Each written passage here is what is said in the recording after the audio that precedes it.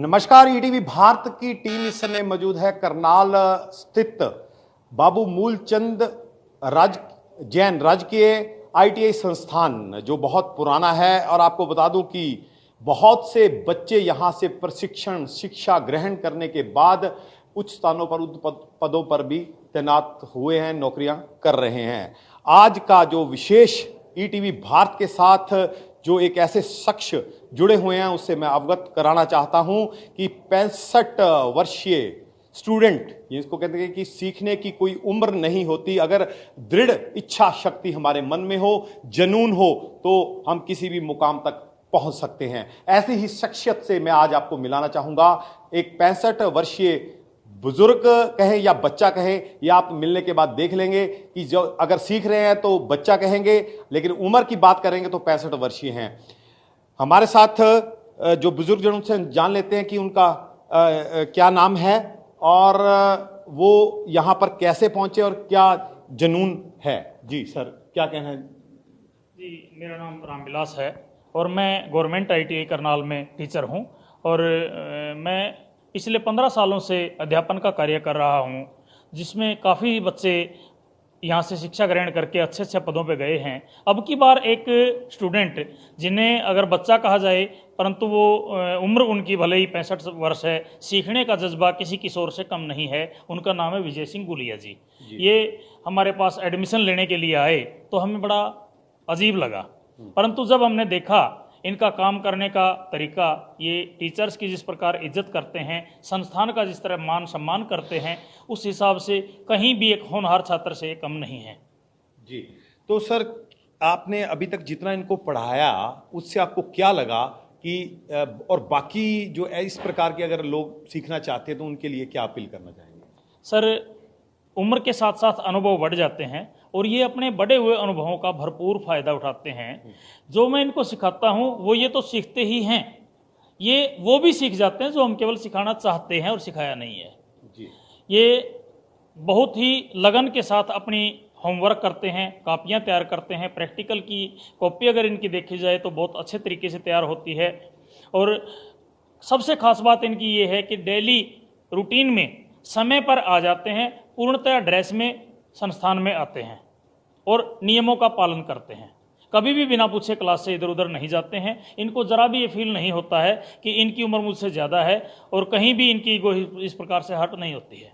ये मेरे साथ जो जुड़े हुए आईटीआई संस्थान के अध्यापक जो अध्ययन यहाँ पर करवाते हैं वो है रामविलास, जो 65 वर्षीय विजय गुलिया।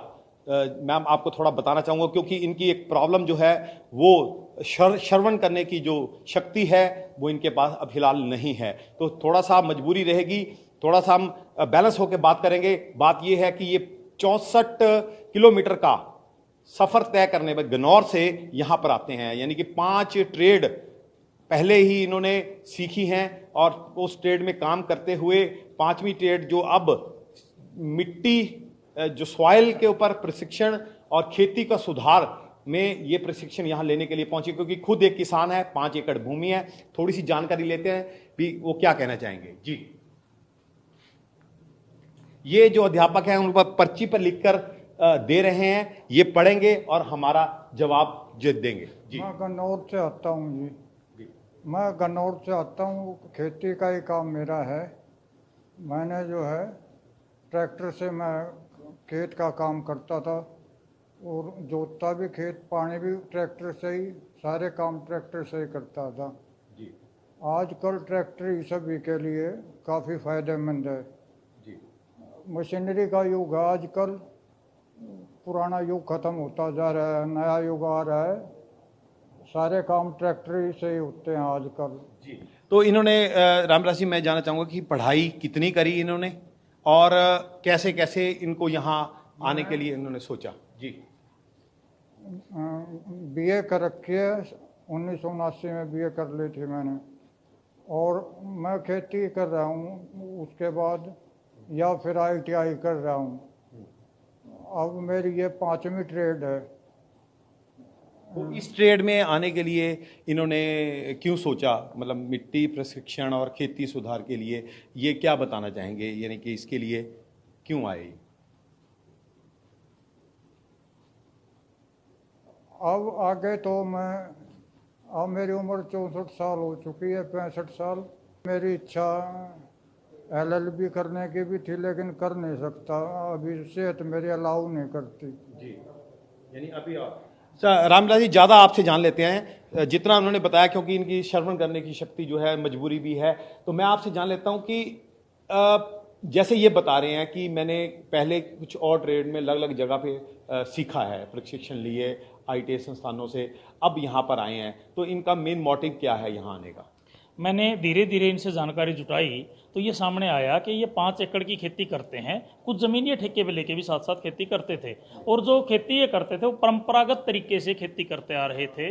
और इनकी इच्छा थी कि परंपरागत तरीके से खेती ना की जाए, अंधाधुंध लगातार देखा देखी खाद और बीज का प्रयोग या कीटनाशकों का प्रयोग न किया जाए, और पूरी जानकारी लेके ज़मीन का एक उसके ऊपर कैलकुलेशन करके ही खाद और बीज डाला जाए या उसी के अनुसार फसल बोई जाए, ये सीखने के लिए यहाँ पर आए थे। तो सुनने की शक्ति इनकी कब और कैसे गई, मतलब जैसे क्या सुनने की शक्ति के बारे में क्या कहेंगे आप?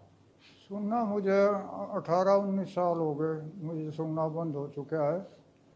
मशीन से काम चला सकता हूँ जी, मशीन से, फिर हाथ में मशीन रखनी पड़ती है।